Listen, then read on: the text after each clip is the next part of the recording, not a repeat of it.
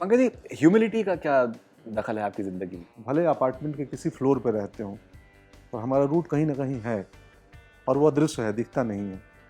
तो मैं उस इनविजिबल रूट को भी ना जितना संभव हो संभाल के रखता हूँ। गाँव जाना क्यों इम्पोर्टेंट है आपके लिए? जैसे इलेक्ट्रिक बैटरी ड्रेन होती है तो पावर स्टेशन में जाती है ना, मेरा पावर स्टेशन बेलसण है मेरा गाँव।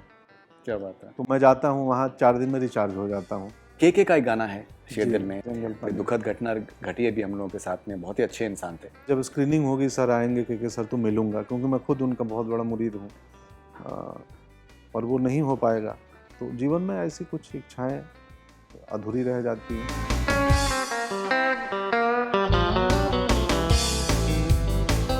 नमस्ते, मैं हूं पंकज त्रिपाठी और आप देख रहे हैं बॉलीवुड हंगामा। मेरी और फरीदून साहब की बातचीत, और ये वाली बातचीत और बातचीत से थोड़ी ज़्यादा इंसाइटफुल होगी, मुझे लग रहा है।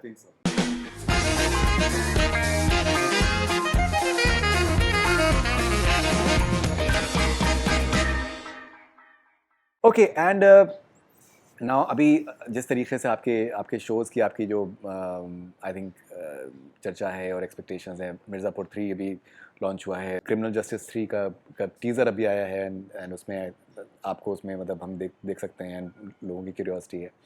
तो दोनों अगर सीरियल्स के बारे में बात करें, both the shows are very important for you, दोनों बहुत अपने कामयाब अपने शोज़ हैं। अपने अपने प्लेटफॉर्म के सबसे ज़्यादा देखे जाने वाले शोज में है। एक शॉर्ट फिल्म का टीजर भी आ जाया है, लाली। वो शॉर्ट फिल्म है, एक यंग फिल्म मेकर्स की दूसरी शॉर्ट फिल्म है। 3 कोलकाता की महिलाओं ने उसको ये किया है, प्रोड्यूस किया है। तो मैं चाहता हूँ ना कि एक शॉर्ट फिल्म भी हो, एक मीनिंगफुल फिल्म हो, साथ में एक बड़ी कमर्शियल मास वाली फिल्म भी करूँ। तो लकीली ये मौके मिल रहे हैं कि मैं हर किस्म के कंटेंट में मौजूद हूँ। उतने ही आजकल विज्ञापन फिल्में भी कर रहा जी। हूँ। तो हालांकि वो फिल्म नहीं है, उसमें हम प्रोडक्ट कोई ना कोई बेच रहे होते हैं। तो but in terms of content, और मैं चाहता हूँ कि ऐसा ना हो कि मैं सिर्फ बड़ी फिल्में करता हूँ जी, ये क्या है। मैं हर किस्म के कहानियों का हिस्सा बनूं, और वो हो रहा है लकीली। पंकज जी, ह्यूमिलिटी का क्या दखल है आपकी ज़िंदगी में? बहुत दखल है डाउन टू अर्थ होना उसका, क्योंकि पेड़ का जड़ अगर टूट गया तो पेड़ सूख जाएंगे। क्या बात, हम इंसान के जड़ नहीं होते हैं, क्योंकि हम पैदल चल रहे होते हैं, वॉक करते हैं, तो जड़ तो है नहीं। क्या बात। लेकिन हमारी जड़ें अदृश्य हैं और वो बहुत डीप डाउन है। वो दिखती नहीं है लेकिन बहुत है उसमें। 11 जनरेशन है, 100 जनरेशन है, 1000 जनरेशन है उसमें। तो इंसान को, मुझे लगता है, ये मेरा सोच है और ये पढ़ते लिखते हुआ है, ऐसा नहीं है कि बचपन से ऐसा था। मैं इवॉल्व होने को तैयार रहता हूँ, मैं सुनता हूँ, एक्सप्लोर करता हूँ। तो मेरा वही है कि मैं जिस दिन डिस्कनेक्ट हो जाऊंगा तो मुश्किल है मेरे लिए। मैं रूट से कायम हूँ, क्योंकि बाबा ज़िंदगी कहाँ जाओगे, दुनिया में सब हासिल कर लोगे और आपका कहीं रूट ही नहीं है। तो फिर हम भले अपार्टमेंट के किसी फ्लोर पे रहते हों, पर हमारा रूट कहीं ना कहीं है और वो अदृश्य है, दिखता नहीं है। तो मैं उस इनविजिबल रूट को भी ना जितना संभव हो संभाल के रखता हूँ। क्या बात है। और आप रूट्स की अगर बात करें तो आप अपने गांव जाना पसंद करते हैं, और वहाँ पर मोबाइल नेटवर्क बिल्कुल नहीं होता है, and you like that very much as well. So हाँ, वो गांव जाना क्यों इम्पोर्टेंट है आपके लिए? माँ बाबूजी रहते हैं वहाँ पे। मैं पैदा हुआ हूँ, 15 साल 20 साल गुजरे हैं। मेरी सारी यादें, मैंने ऑलमोस्ट चलना, गिरना, तैरना, नाड़ा बांधना, टी शर्ट कैसे पहना जाता है कि बायां हाथ बाएं हाथ में ही आए, और सर इसमें, सब उसी गांव में सीखा है, उसी आंगन में सीखा है। तालाब में नहाते? तालाब में, हाँ, कुआं मेरे घर के पास है, उस कुआं को हम रिवाइव कर रहे हैं वापस, वाह। जो मेरे दरवाजे पे ही है। तो चूँकि सब वहीं सीखा है तो वहाँ से कुछ कनेक्शन है। मैं वहाँ जाता हूँ तो जैसे इलेक्ट्रिक बैटरी ड्रेन होती है तो पावर स्टेशन में जाती है ना, मेरा पावर स्टेशन बेलसण है मेरा गाँव। क्या बात है। तो मैं जाता हूँ वहाँ, 4 दिन में रिचार्ज हो जाता हूँ। उन सब पुराने दोस्त यारों से मिलता हूँ, अपने सारे खेत देखता हूँ। मेरे खेत हैं, बहुत सारे पेड़ हैं। तो अब उन आम महुआ के पेड़ों से भी लगाव है मुझे। क्या तो बात। वो नेचर का, पेड़ का लगाव इस शेरदिल में दिखेगा। तो इसीलिए जाता हूँ माँ बाबूजी से, गांव से, घर से, उन हवाओं से मिलने क्या जिनमें बात। ऑक्सीजन की मात्रा 99% 0.9% है। क्या बात। जिनमें, वहाँ मेरे गांव में किसी घर में एसी नहीं है। हम्म। इलेक्ट्रॉनिक्स गैजेट का वहाँ मतलब मौजूदगी ना के बरोबर है ऑलमोस्ट अभी भी। मेरे घर में टीवी 6 महीना पहले लगा है, वो भी एक हाउस हेल्प है जो माँ बाबू जी के साथ रहती हैं, उसके मनोरंजन के लिए लगाया, क्योंकि वो दूसरे घर जा रही थी टीवी देखने, तो बोला अच्छा नहीं यहीं लगा दो तो क्या आप अभी भी मनीषा के लिए। तो आप क्या छतों पे सोना है कुछ पसंद करते हैं आप? छत पे खुले में सोना है? छत पे नहीं, हमारे घर के बाहर नीम का पेड़ था, वहाँ सोते थे हम लोग। ये अप्रैल मई के महीने में नीम के फूल गिरते हैं, बहुत कम लोगों वाह को पता होगा। वाह। तो वो बहुत माइल्ड खुशबू होती है नीम के फूल की, पूछिए मत। तो मैं वो अभिनेता हूँ जो नीम, महुआ, इन सबके फूल का अनुभव किया है। हरसिंगार, अपराजिता, चमेली, बेली, उड़हुल। तो अब हम वहाँ पेड़ के नीचे सोते थे, जो अब पेड़ नहीं है, दूसरा पेड़ लग रहा है, 1-2 साल में हो जाएगा। वो पुराना हो गया था, गिर गया। हर पेड़ की आयु होती है, हर पौधे की एक आयु होती है, हर व्यक्ति की, क्रिएटिव व्यक्ति की भी एक आयु होती है। तो और इन सब ये चीज़ें मुझे, आपने बोला ना ह्यूमिलिटी की ग्राउंडेड तरफ, रखते हैं।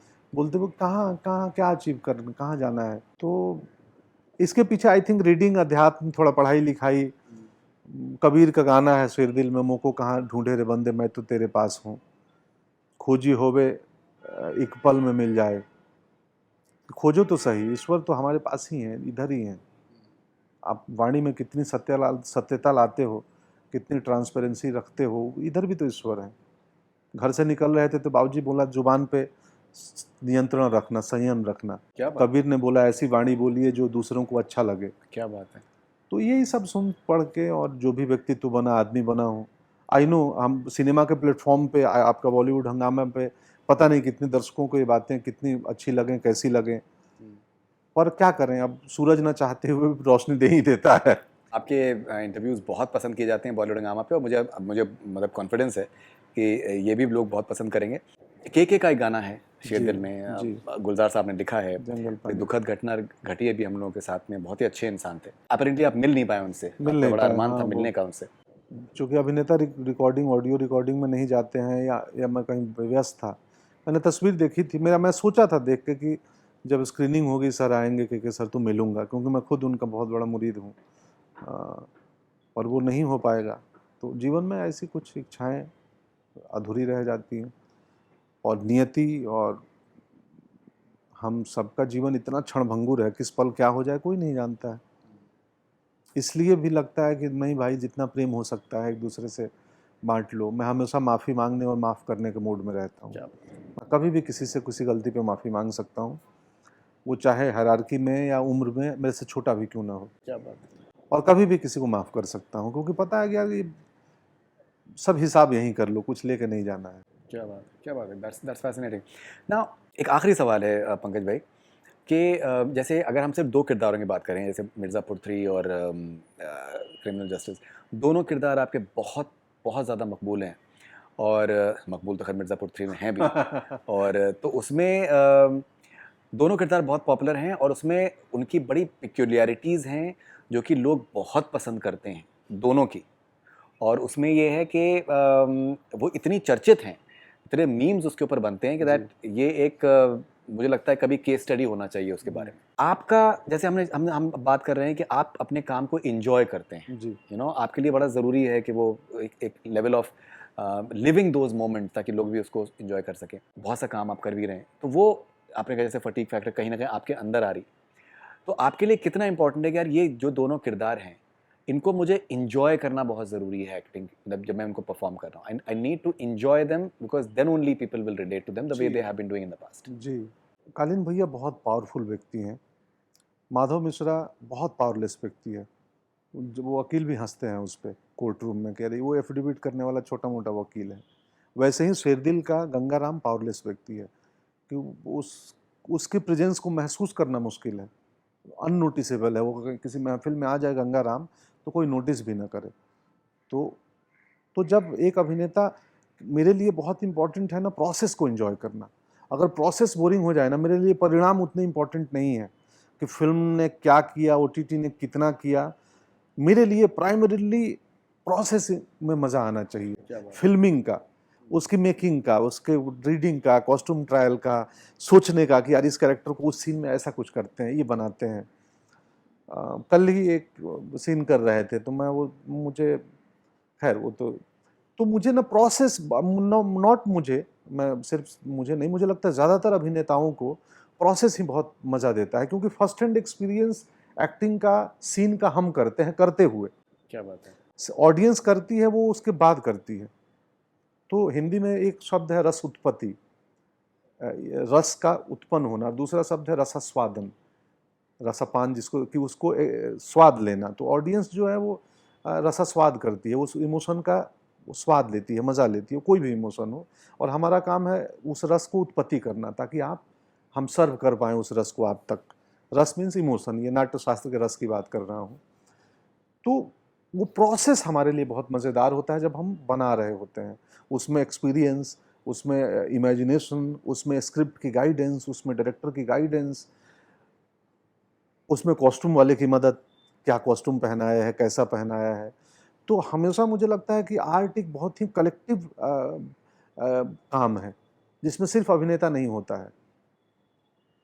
Writer, director, costume, editing, sound, visual, camera, इतने लोग मिल के तो वो प्रोसेस को मैं एंजॉय करता हूँ, और शायद यही कारण है कि ऑडियंस भी, क्योंकि मैं ट्रू होता हूँ, मैं शूटिंग करते हुए ना पानी पीना भूल जाता हूँ, क्या बात है। मुझे डिहाइड्रेशन हो जाती है। क्या बात है। मैं घड़ी नहीं देखता हूँ कि मेरा पैकअप कब होने निकलना है, कि हाँ जिस दिन काम हो, किसी कोई कमिटमेंट है टाइम का, तो फिर आपको तो मैं उसका थोड़ा ट्राई करता हूँ कि नहीं यार वहाँ पहुँच जाऊँ समय से, मुंबई का ट्रैफिक है। वरना मैं जब परफॉर्म कर रहा होता हूँ तो मेरे लिए एक्शन और कट के बीच का जो टाइम होता है ना फरीदुन भाई, वो मेडिटेशन है, वो आनंद है। क्या बात। और वो सिर्फ मैं एक्सपीरियंस कर सकता हूँ, मेरा कैमरामैन, मेरा डायरेक्टर भी नहीं कर सकता है। क्या बात है। क्योंकि बतौर एक्टर जो मेरा इंस्ट्रूमेंट है ना, वो मेरी बॉडी है, इसी को ट्यून करना है, इसी से परफॉर्म करना है। इधर के तार थोड़े हिल जाए ना, दिल, हृदय के तार दिल के, बॉडी और ब्रेन का सिंक खराब हो जाए ना, तो मेरे लिए मुश्किल हो जाएगा, मैं किसी भी अभिनेता के लिए, नॉट मेरे लिए। नहीं, ये आई एम श्योर दैट ये जितने भी सिनेमा के स्टूडेंट्स हैं, आई थिंक ये बहुत फैसिनेटिंग आप बातें इनके लिए कह रहे हैं। एक और आखिरी सवाल मेरे जहन में आ रहा है पंकज भाई, जैसे मैंने आपसे अबू धाबी में मैंने पूछा था आपसे कि मिर्ज़ापुर 3 के बारे में बात करते करते आपका गर्दन आपकी हो गई थी, तो वो कितने मीम्स बने उसके ऊपर। बहुत बार हमने ये देखा है पंकज भाई कि बहुत से ऐसे स्टार्स हैं, एक्टर्स हैं कि उनका कोई तकिया कलाम या कोई उनकी मखसूस चीज़ जो है वो अगर जब कामयाब हो जाती है तो वो उसको रिपीटेडली उसको यूज़ करते हैं। जी। आपको कभी एक टेम्पटेशन होता है कि यार कहीं मैं इसको कहीं अगर मैं मोमेंट मैंने कर दिया उसको 50 से 50 लाख उसके वो आ जाएंगे, मैं टेम्पटेशन होता है आपको? नहीं, मैं चाहता हूँ ना करूँ उसको। क्या बात। मैं उसको अवॉइड करूँ कि यार ये बहुत लोग पॉपुलर हो चुकी है तो इसको छोड़ो, इसको। अब कई बार मुझे इन दिनों लोग करवाते हैं कह के कि वो करो, मुझे लगता है कि यार मैं एक किरदार में कर चुका हूँ, वो करता हूँ और बहुत पॉपुलर है, उसको क्यों करना।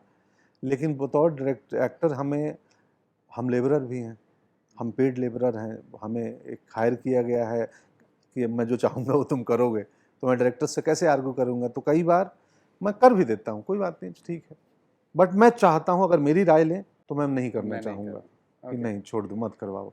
कहीं कहीं इंसिस्ट करता हूँ कि रहने दो ना यार, उससे बढ़िया कुछ कर लेते हैं, हम खोजते हैं ना, एक्सप्लोर करते हैं, और भी कुछ मिल जाएगी चीज़।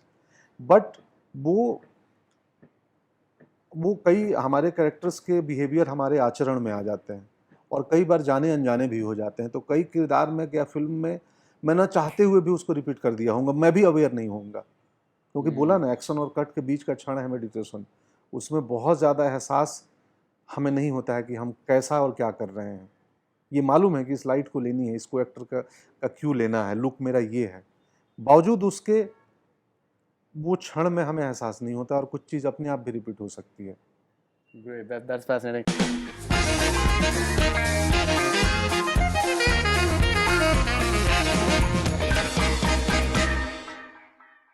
नमस्ते, मैं हूं पंकज त्रिपाठी और आप देख रहे हैं बॉलीवुड हंगामा।